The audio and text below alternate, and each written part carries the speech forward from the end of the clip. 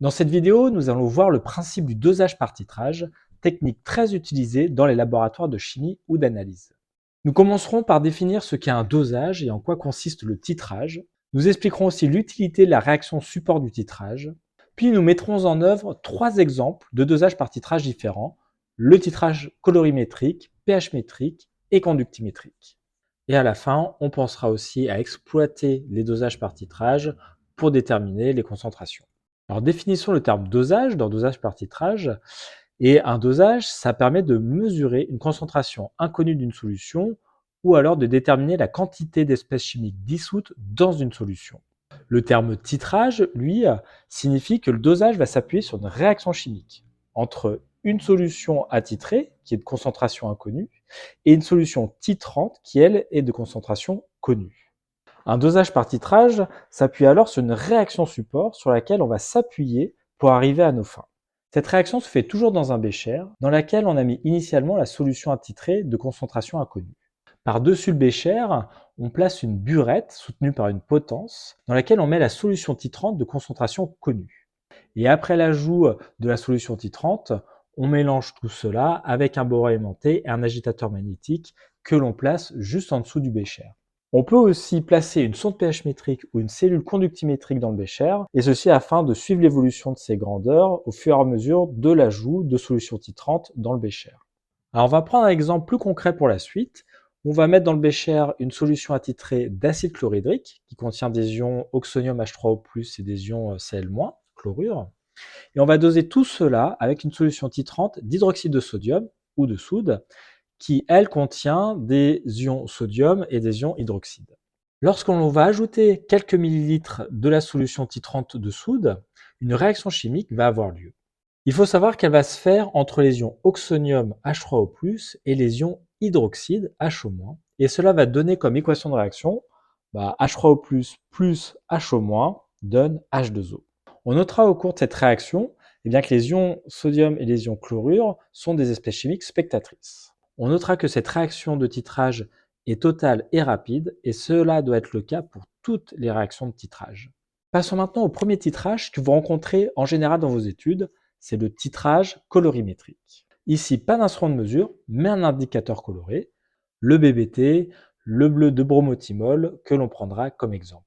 Alors cet indicateur coloré, comme tous les autres, est composé d'une grosse molécule qui a des propriétés acido-basiques et dont l'ajout ou la perte d'un ion H+ sur sa molécule va influencer sa couleur. Donc si on regarde l'échelle de couleur en fonction du pH pour le BBT, on voit qu'en solution acide, la molécule du BBT est jaune, et quand elle est en solution basique, le BBT devient bleu. Donc au cours d'un titrage colorimétrique, on va ajouter 3-4 gouttes, pas plus, de BBT dans le bécher. Et là, la solution se colore en jaune au tout début. Au cours du titrage, on va alors ajouter quelques millilitres de solution titrante. Ici, on en rajoute 2 millilitres. La réaction chimique a lieu et on voit que la solution reste toujours jaune. Le BBT ne change pas de couleur parce que la solution a toujours un pH qui est inférieur à 6. On va rajouter plus de solution titrante. On va jusqu'à 11 millilitres de solution titrante rajoutée dans le bécher. Et là, on se rend compte qu'à ce moment-là, la solution devient verte, c'est-à-dire que le BBT change de couleur quand on a rajouté 11 millilitres de solution titrante. Lorsque l'on a atteint le virage de couleur, on continue de rajouter de la solution titrante. On va au-delà donc de nos 11 millilitres, on va en général jusqu'à une vingtaine de millilitres, et là on se rend compte que la solution devient bleue parce que le BBT change de couleur et que la solution est devenue complètement basique dans le bécher. Continuons avec une deuxième technique de dosage par titrage, cette fois-ci pH métrique, où comme son nom l'indique, on va suivre l'évolution de notre titrage avec un pH mètre. Donc au tout début, la sonde pH métrique trempe dans le bécher, dans la solution attitrée, et on relève le volume à l'instant initial. Ici 2,1 de pH pour la solution d'acide chlorhydrique, alors que l'on n'a versé aucune solution titrante d'hydroxyde de sodium. On va ajouter 2 ml de solution titrante d'hydroxyde de sodium. Une réaction chimique a lieu et on le sait parce qu'on constate que le pH augmente de 2,1 à 2,3. On va continuer de rajouter la solution titrante dans le bécher et tous les 1 ou 2 ml, on fait un relevé de pH avec le pH mètre. On se retrouve alors avec un tableau de valeurs avec les volumes de solution titrante en rouge et les valeurs de pH de la solution en bleu. Mais un tableau, le problème, c'est que ce n'est pas très visuel et on préfère exploiter cela sous forme d'un graphique. Et là, notre tableau traduit sous forme de graphique, on voit une belle courbe qu'on appelle un saut de pH, et c'est ceci qu'on va exploiter, mais un petit peu plus tard. La dernière technique de dosage par titrage que l'on va voir est le titrage conductimétrique, qui consiste à suivre le titrage à l'aide d'une sonde conductimétrique que l'on plonge dans le bécher. Là encore, on va rajouter la solution titrante dans le bécher, jusqu'à une vingtaine de millilitres de solution titrante, et tous les 1-2 millilitres de solution, on va relever la conductivité de la solution dans le bécher. On se retrouve avec un tableau de mesure que l'on va afficher sous forme de graphique, parce que c'est bien plus lisible et plus facilement exploitable. Après tous ces titrages effectués, il convient de les exploiter. Et on se rend compte qu'à chaque fois, il se passe un événement, une cassure, un saut ou un changement de couleur. Et cela nous indique qu'on a atteint l'équivalence. On peut alors mesurer le volume équivalent. Alors vous allez me dire, mais qu'est-ce que l'équivalence? Ça, on va le voir dans une trentaine de secondes. Mais avant cela, on va effectuer les mesures pour tous les titrages. Donc pour le titrage colorimétrique, on voit que l'événement majeur, c'est le virage de couleur qui s'effectue autour de 11 millilitres. On est passé du jaune au bleu avec une petite transition de vert à 11 millilitres. C'est le volume équivalent.